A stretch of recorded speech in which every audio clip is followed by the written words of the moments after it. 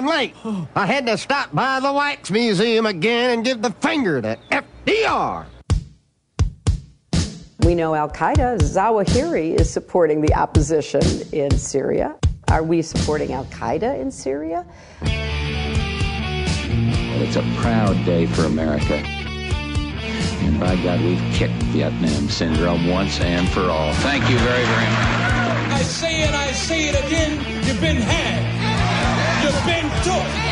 You've been hoodwinked. These witnesses are trying to simply deny things that just about everybody else accepts as fact.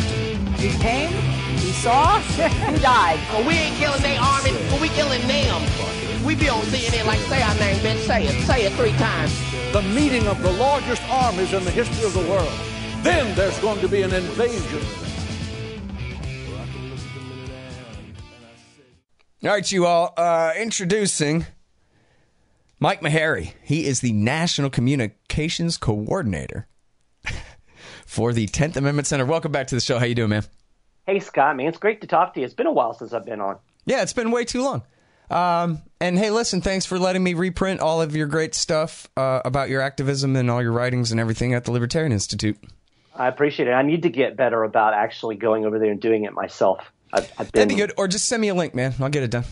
Well, or, you know, I'll have somebody else to do it for me.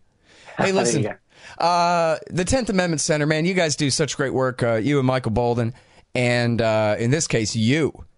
So here you are. Lexington, Kentucky is the dateline. Activist wins open record lawsuit. Forces city to release information on surveillance cameras. Activist meaning yourself, right? That's true. Somebody told me I should get business cards printed up that says Mike Maherrey Activist. Hell yes. I think that might be kind of cool. That's right. But yeah, you know, this started about a year ago, and I noticed some surveillance cameras had been put up in a park that's around the corner from my house. And, you know, having worked with the 10th Amendment Center, I've been on before. We've talked about the efforts to turn off the water at the NSA facility in Bluffdale, Utah. So, you know, I know about surveillance. And when I saw these cameras go up, I'm like, dude, there's got to be stuff going on that we're not seeing. If I'm seeing this, then there's other stuff behind the scenes. So I did an open records request to the police department, basically asking for information about whatever surveillance equipment they happen to have. And as it turns out, they admitted that they own 29 mobile surveillance cameras. Now, you're probably wondering, what in the heck is a mobile surveillance camera? Well, that's a really good question because they don't want us to know. And so they hid these records relating to these cameras behind a couple of loopholes in the open records law. And the first step I took was I went to the Attorney General and I appealed when they refused to release the documents. And that's the process here in Kentucky. And the Attorney General looked it over. A few weeks later, he came back and said, City of Lexington, you're full of crap. Hand over the documents. And that was the point that the city actually filed a lawsuit against me. And their intention was Did I just twofold. hear you right? You said the Attorney General of the state took your side? I did. Was that a partisan thing, or he was just doing the right thing, or what happened with that? You know, from my understanding, I'm shocked and surprised. I'm not sure I believe you. Go ahead. The government actually told the government that the government was doing something wrong. That's basically what happened. But, you know, honestly, historically, Kentucky has been pretty good on the open record stuff. And I don't know what to attribute that to. But they tend to follow precedent. They tend to pretty much follow the letter of the law. And it's one of the things in Kentucky that's actually pretty strong in support of the people. We have pretty good access to information here.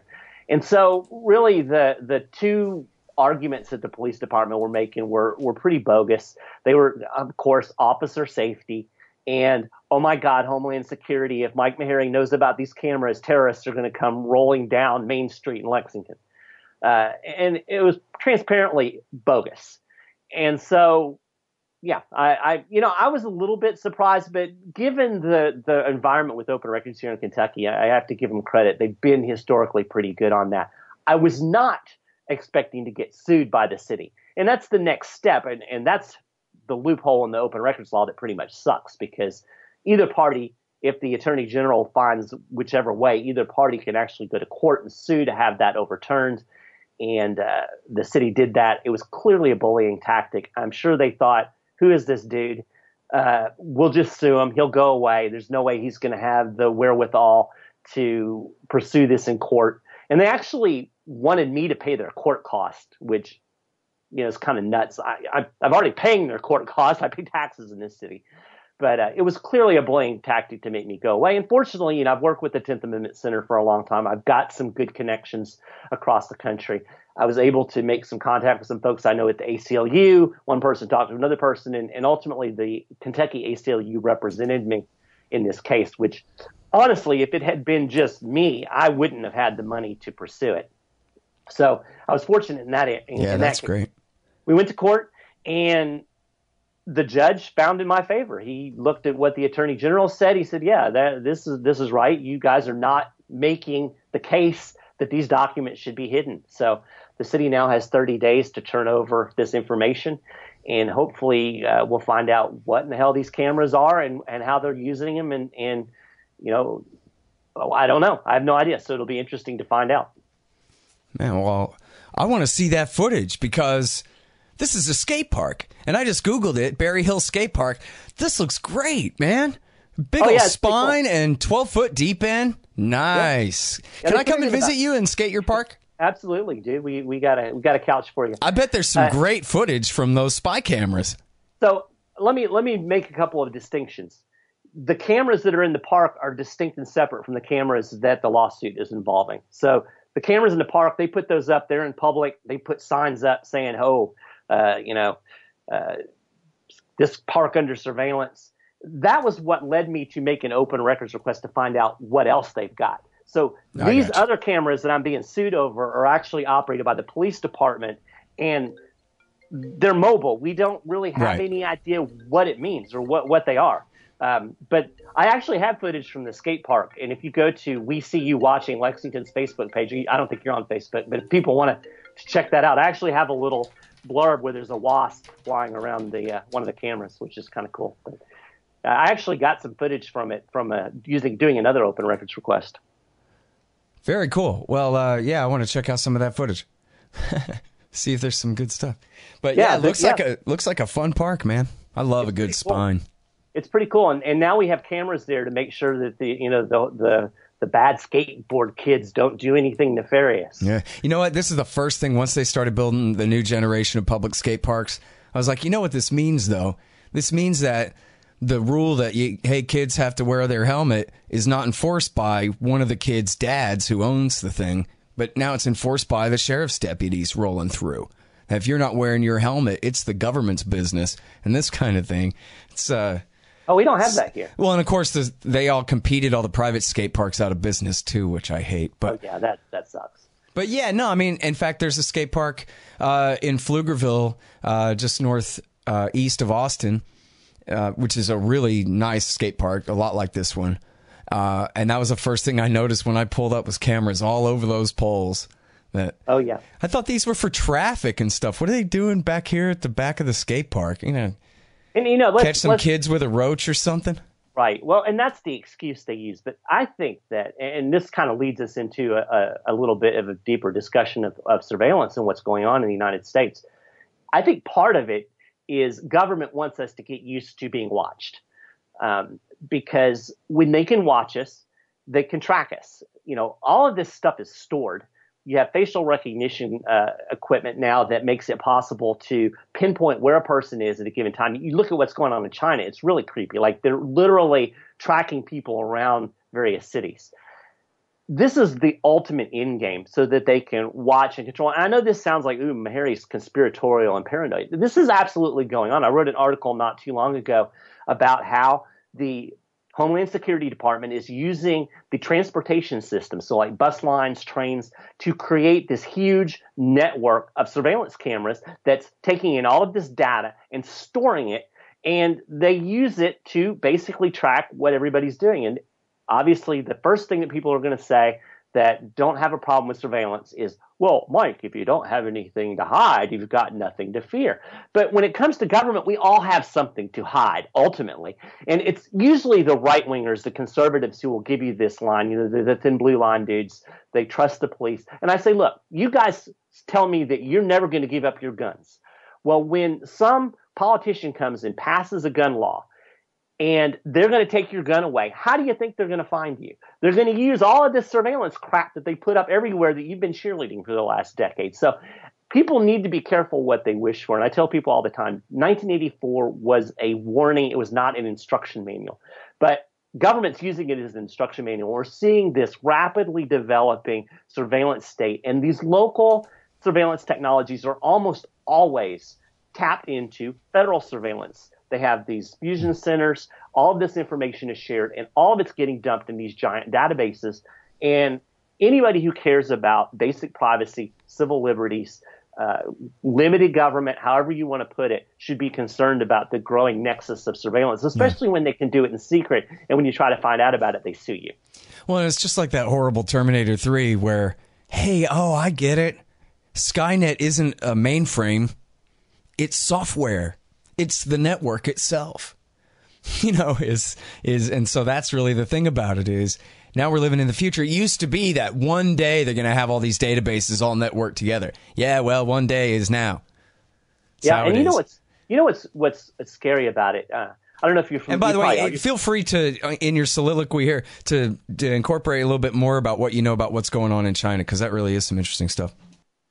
Well, yeah, okay. Let me seg back to that, because what I was going to say, and you're probably familiar with the Church Commission or the church hearings that happened in the 1970s, and it was kind of in response to the FBI. The FBI was kind of out of control, and it was spying on everybody, and they were spying on other politicians and creating these dossiers to manipulate each other, and they were spying on the anti-war movement, and they were spying on the civil rights movement, and so they held this commission.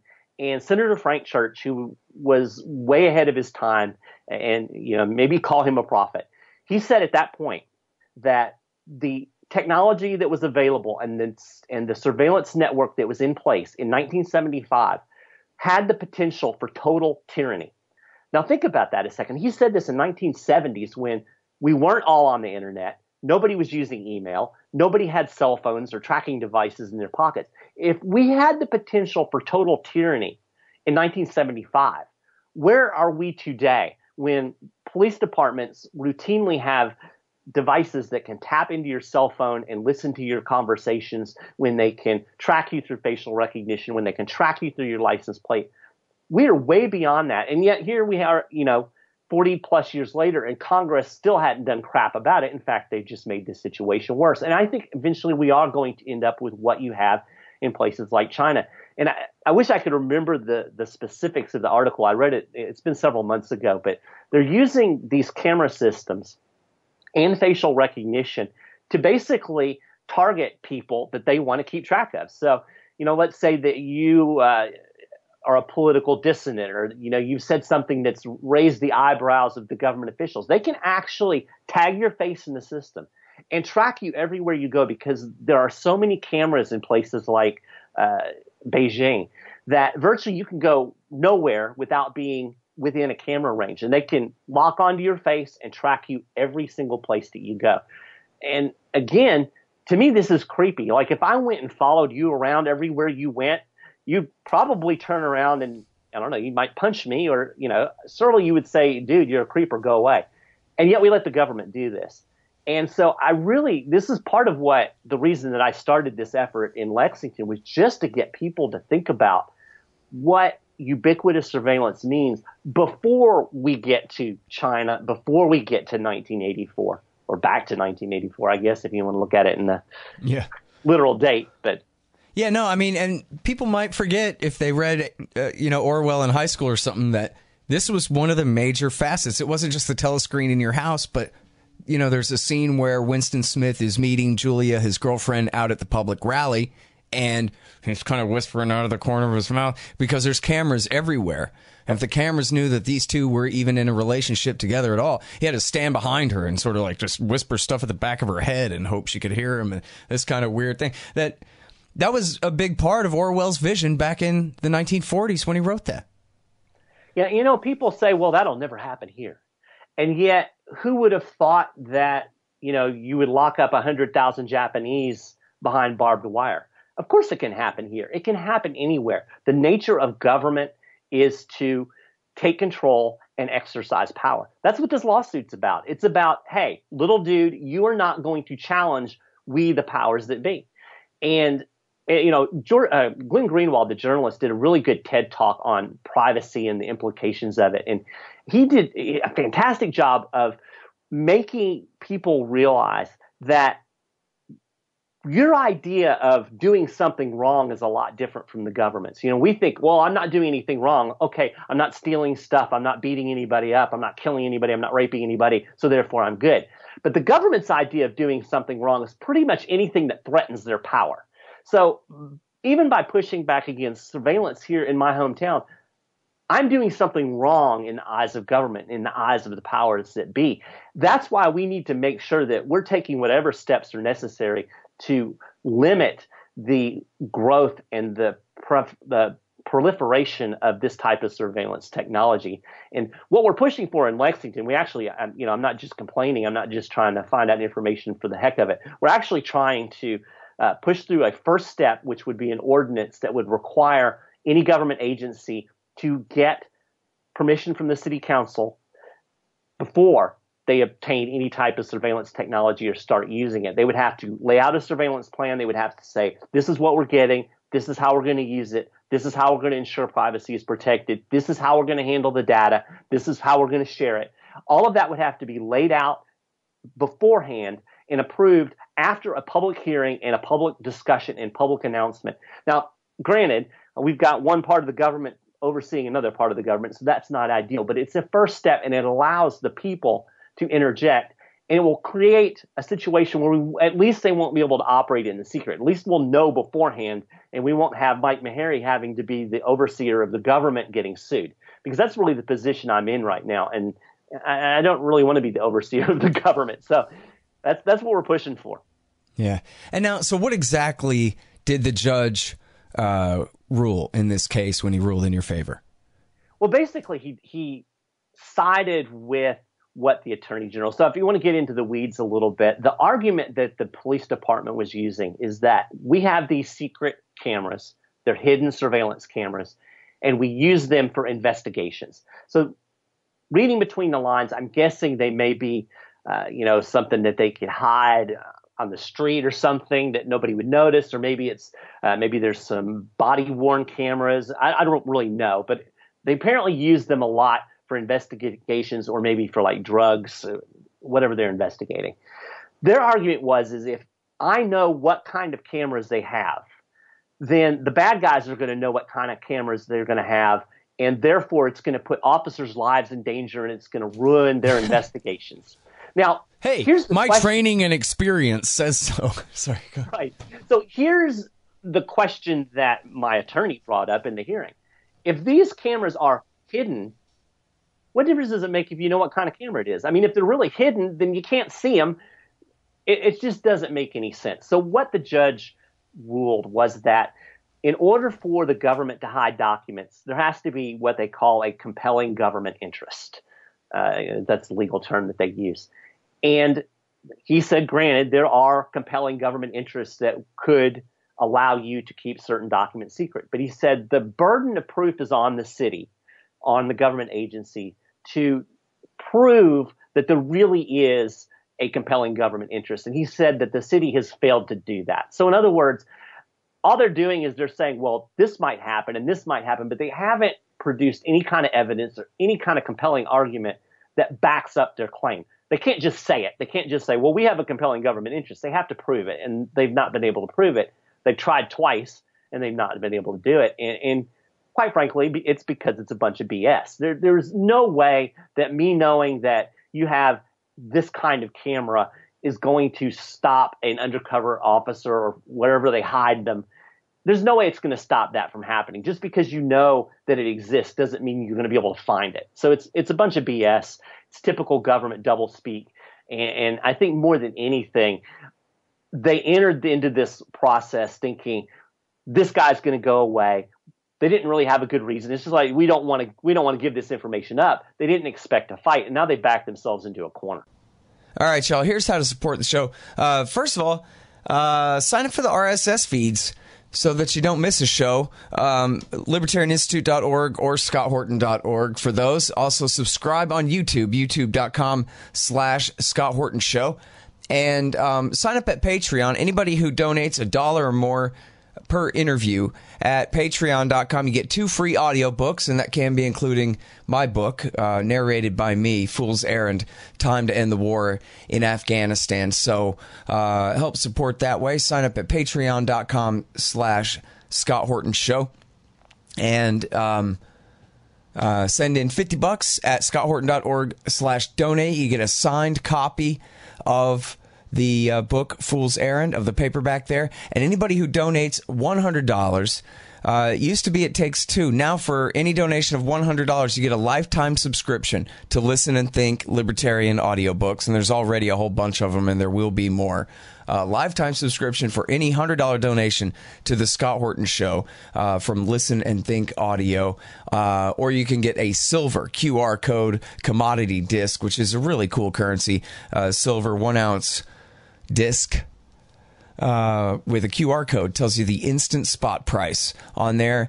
And just go to scotthorton.org/donate. There's also PayPal for single donations, or you can sign up to do monthly donations on PayPal as well. And take all different kinds of digital currencies, especially Zencash, zensystem.io for Zencash, and of course all the different kinds of Bitcoins and et cetera like that. So check all that out at scotthorton.org/donate. And hey, by the way, if you like this show, review it for me on iTunes, Stitcher, etc.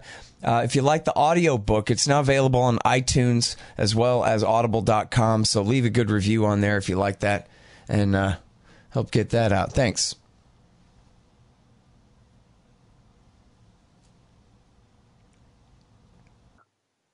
Yeah, that's good. You know, I like how, it comes up here in the article because of the context was they claimed that, we had to get a community buy-in and, everybody approved of this first, or this kind of argument. But as you put it here, and you could be speaking about every town in America, which is what, like 700,000 towns or something? I don't know. In fact, there was no notice given to the community. There were no community meetings. The cameras just appeared one day. And isn't that the history of our country since 1994? That's exactly what happened. And I went back and watched. They did have a council hearing when they decided to put up this pilot program. They want to put cameras in all the parks in Lexington. They picked this skate park, quite frankly, because I think that they thought that skateboard kids would be less likely to throw a fit than if they put them in the park over on the north end of town where a lot of minorities live. I think they thought the white kids, it wouldn't be as big of a deal. So we'll start it here and then we'll expand it, because what they really want to do, they had a few murders in a park about 3 years ago. So this got everybody all upset. But the park was in one park. They can't put the cameras there to start with because then they'll be perceived as being racist. So I think that's why they put them over here. But yeah, and here's what they said. Okay, so let me give you a little bit of kind of the demographics of my neighborhood. It's a pretty solid, I'd say, middle to lower middle class area. There's a lot of rental homes. It's a pretty diverse community. There's Hispanic families. There's several Black families. There's a couple of Muslim families on my street. So pretty diverse, but a lot of renters, pretty transient, an older neighborhood. And so their argument was, and get the arrogance of this, their argument was, well, these people in this neighborhood are mostly renters. So, they don't really get involved so much with government activities. They don't have a neighborhood association. We didn't really have any way to notify them. Like what? We're too poor to care what's going on. I don't know. It's just like this really condescending, hoity-toity attitude that they took. And here was the point that I'd made on a number of occasions. You don't have any problem getting me all your campaign crap when you're running for office. So don't tell me that you couldn't put a flyer on my door telling me that there's going to be a discussion about cameras in the park. Again, total bunch of BS. A bunch of pointy-headed politicians thinking that, we can do whatever we want, and once it's there, nobody's going to notice or pay attention. Well, I noticed and I paid attention, and there's a lot of people that are pretty mad about this. Especially, here's the funny thing. the best thing they could have done for me is sue me, because I've been able to get media attention. I've been in the newspaper. I've been on the television stations, because everybody thinks, why the hell is this guy getting sued? So it's actually worked out pretty well in terms of activism. So activism tip for all of you want to be activists out there: get sued, and it'll help it might help your work. Right. Yeah, it might. To sue carefully. Yeah, exactly. All right. So what are you going to get yourself sued over next then? Well, I don't know. I mean, there's so many opportunities. We're continuing with our work at the 10th Amendment Center with the effort to push back from the state level at the NSA, and we actually had a pretty big victory in that front a couple months ago in the state of Michigan. Let's talk about that. So we had at the 10th Amendment Center, you and Michael Bolden ran this great project. I guess, is the project itself still going off now? Yeah, it's still alive and well. We've kind of changed our focus a little bit on what we've done nuts and bolt wise, but the overall goal is still the same. It's to encourage state, local governments, and even individuals to push back against the surveillance state wherever we can. So we developed this piece of legislation called the Fourth Amendment Protection Act, and your regular listeners will probably remember this was the piece of legislation that had the potential of turning off the water at the Bluffdale, Utah NSA facility. Mm-hmm. So they use city water. The city is under no obligation to supply water to the NSA. They could terminate that contract. And so this piece of legislation would have actually forced them to do that. It would have prohibited any cooperation with any government agency that's engaging in warrantless surveillance. That's the overriding idea of the bill.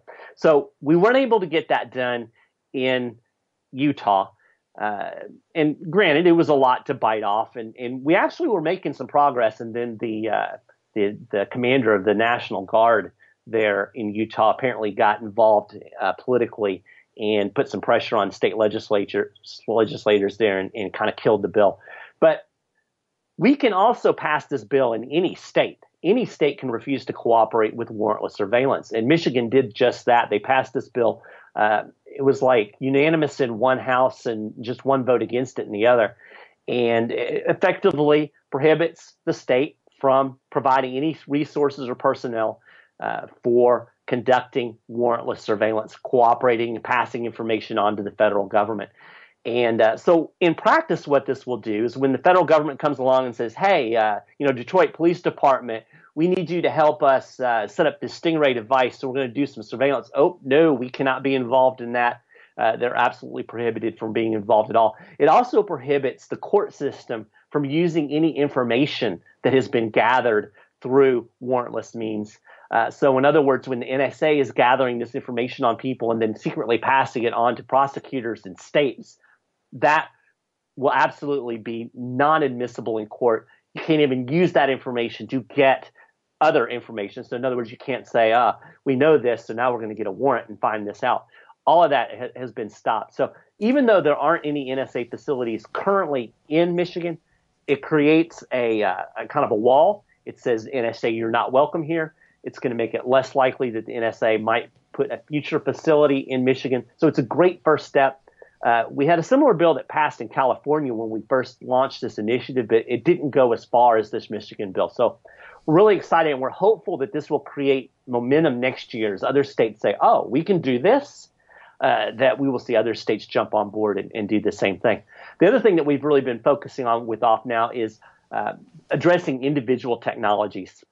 Because like I said, all of this stuff, basically what we've created is a giant national surveillance state. And the federal government is using state and local governments to run it. So the way it works is the federal government has all kinds of grant money out there, all kinds of funding available through Homeland Security for local police departments to get things like Stingrays. These are the devices that can track and listen to cell phones. License plate readers, facial recognition technology, drones, all of this stuff. The federal government funds it.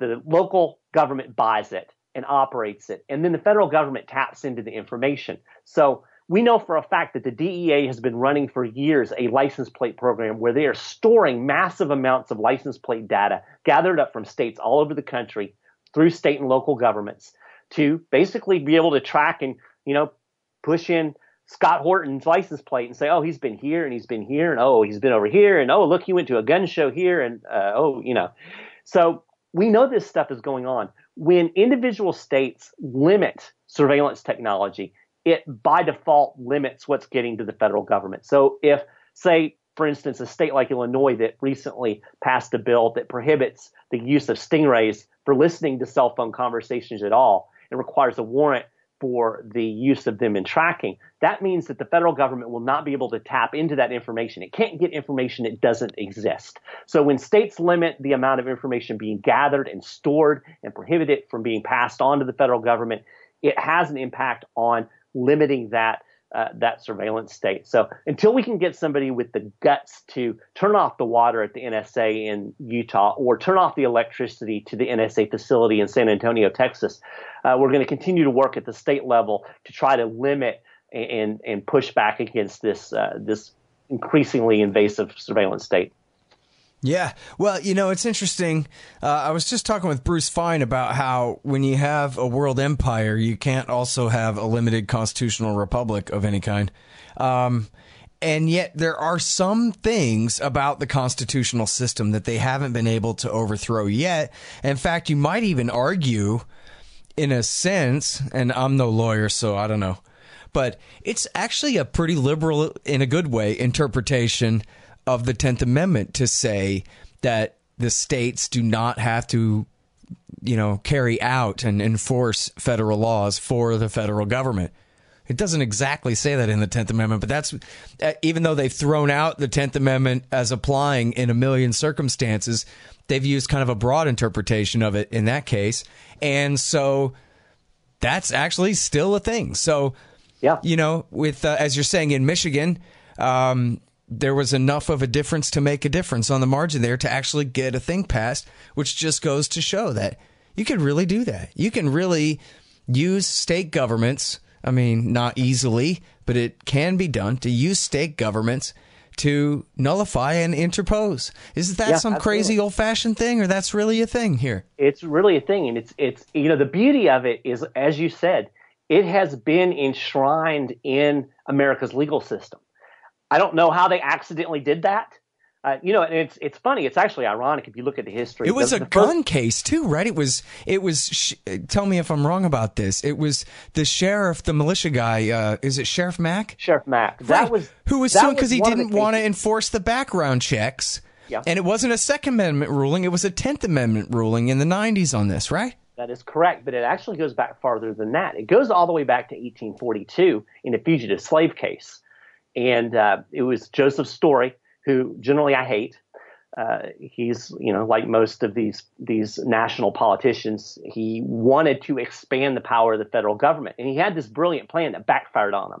So the case was Prigg versus Pennsylvania. And basically a runaway slave had run from Maryland into Pennsylvania. And so the court case was about whether or not Pennsylvania could take any action to stop that slave's owner, and I use air quotes around owner because you can't own a person, but that's the way they looked at it. The argument was whether or not the state of Pennsylvania could do things to stop Maryland from interjecting and grabbing the slave and taking her back to Maryland.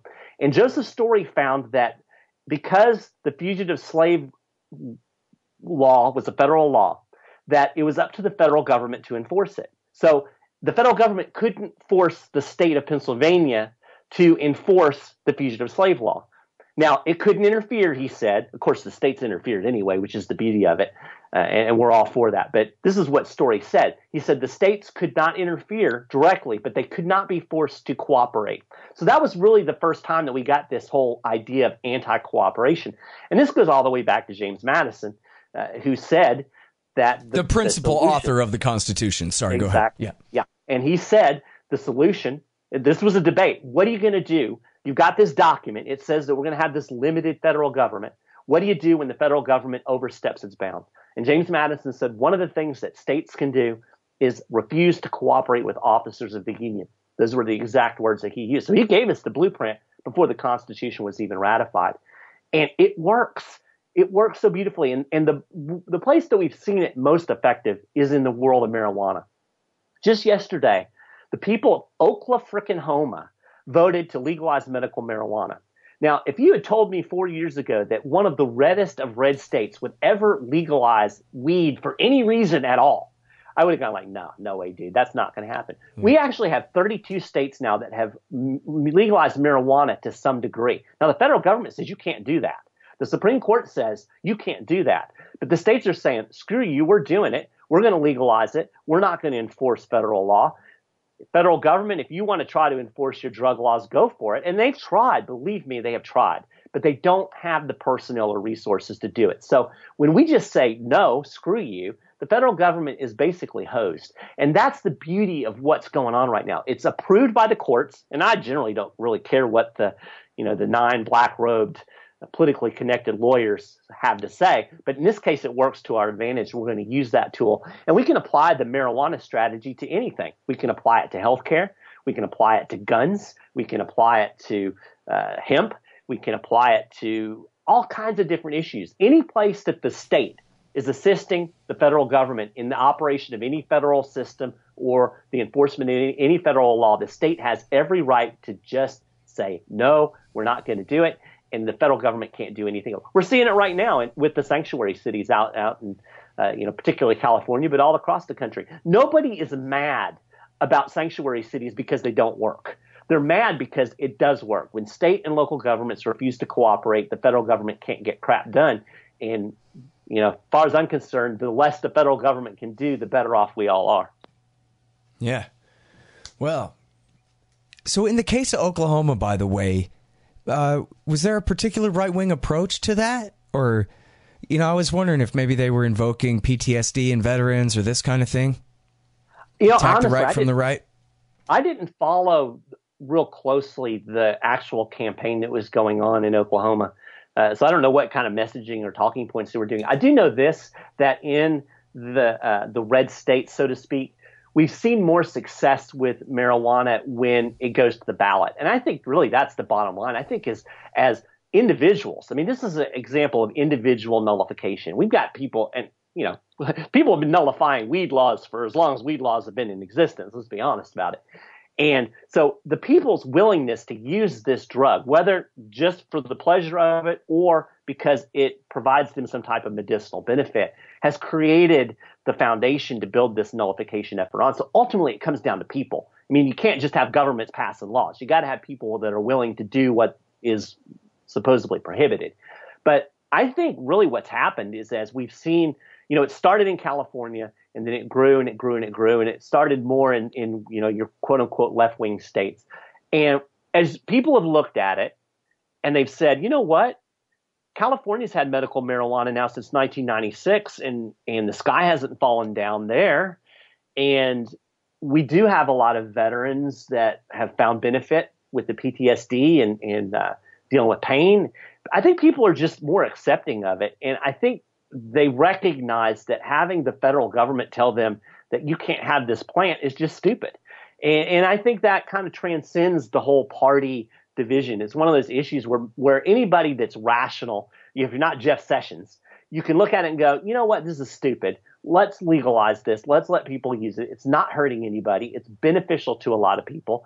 And so the laws have fallen away as people have basically just said, we're going to do this anyway. And that's the message. Just do it anyway. Be free, and we'll keep pushing and try to keep the government off your back. Mm-hmm.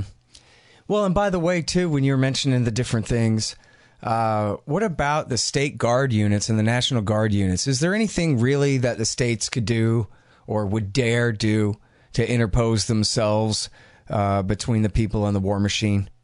Well, I think that's two different questions. Is there anything that they can do, and is there anything that they will do? I think right now the momentum of the country is too gung ho, pro-military. We got to support our boys as they bomb people in Yemen. Because apparently some of my freedoms got loose and went to Yemen, as I understand it. I'm not real sure how this worked, but apparently they're protecting my freedoms in Yemen because my freedoms got loose or something. But to answer your question, yes, the states have authority over their National Guard units. They could say, you know what? We're not going to send our National Guard units on overseas missions. unless there is a declaration of war. I mean, there's all kinds of ways you can stipulate it, but absolutely state governments have the power to call back their guard units. And there have been a few bills. There's a legislator, I wish I could remember his name. I want to say it's McKeon, and I might be saying that wrong, but he's in West Virginia, and he's introduced this bill a couple of times. He has pushed hard for it, and more power to him, because that is not, can you imagine trying to push that in West, by God, Virginia? Not a popular thing to do. And we need more people that have the willingness to take these steps, because I think at some point the tide is going to turn, I hope, and people are going to get tired of the warfare state. I mean, I know I am sick and tired of it. So I think as this momentum builds popular demand, maybe it'll start to push back. But I want to touch on something else and hijack the conversation for just a second, but it just reminded me of something. I don't know if you're familiar. You may be. Had you heard about the hearings that had gone on in North Carolina regarding torture and rendition? Had you heard about that? No, in North Carolina? Yeah. So it's really interesting, because there was an airline, a corporation, private airline, that was actually a CIA front. And they were operating out of 2 airports, or maybe 3 regional airports in North Carolina. And they were actually flying rendition missions out of North Carolina. So they would fly from North Carolina to D.C. to someplace else, and then they would pick up this poor schmuck in Iraq, and then they would take him to Libya so he could be tortured, and all the valuable information withdrawn out of him. And so this was actually running out of North Carolina. It came to light that this was going on, and so there's a movement in North Carolina right now where people are saying, you know what, we don't really want our state involved in rendition and torture. And I've actually had some contact with some folks. They did some hearings about 2 or 3 months ago where they actually had some panel discussions. They talked about it. They've actually done the research and figured out like which victims of torture and rendition were moved out of this operation from North Carolina. And so here's another way that states could push back. States don't have to let people that are involved with rendition operate out of their public facilities. These were public airports. So this is another way. I'm actually trying to work up some legislation over the summer that we can get introduced in North Carolina next year to prohibit cooperation with torture and rendition. Now, who could be against that? You tell me. I don't know. Probably a lot of people. But we're going to do it anyway. Yeah. Man, you're doing such great work on so many levels here, and I can't tell you how much I appreciate it, and appreciate your time on the show as always. I'm always glad to be on. We need to make more of a habit of it. Yeah, absolutely. Well, let's get our email communication methods straight here, and we'll make sure and keep it. We'll do it. Well, we could steal Tom Woods' shtick, and we could do like 10th or Tuesday every once in a while. Oh, that makes sense. Yeah, something like that. There you go. We'll have to name it something different, but yeah. All right, hey, listen, appreciate it. It's great talking to you, friend. All right, guys, that's Michael Maharrey. He is the National Communications Coordinator for the 10th Amendment Center over there with Michael Bolden. And so check out this piece. Activist wins open record lawsuit, forces city to release information on surveillance cameras, and also surveillance cameras at Berry Hill Skate Park. An overview. That's at WeSeeYouWatchingLexington.com.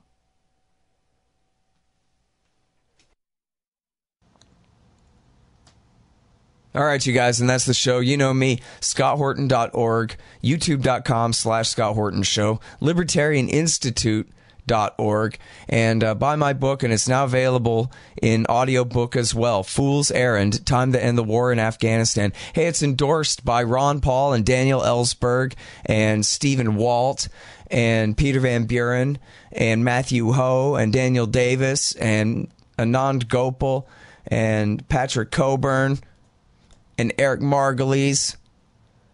You'll like it. Fool's Errand, Time to End the War in Afghanistan. And follow me on Twitter at Scott Horton Show. Thanks, guys.